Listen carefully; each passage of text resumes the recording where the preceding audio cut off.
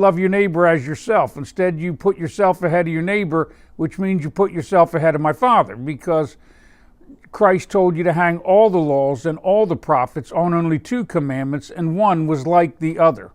So when we put ourselves ahead of everyone else, that's selfishness, that's Satan. When we think about others and we put them equal with ourselves, that's Christ. Christ was the least among us because he was the least for the world and the least for selfishness, the most for love, the most for my Father. That's what you're supposed to do. He said, don't build your treasure up here where moths and rust destroy. Instead, store it up in the kingdom. Well, the way you store it up in the kingdom is by giving it to your neighbor, right? You can't give my Father anything. You can't give him anything without giving it to your neighbor.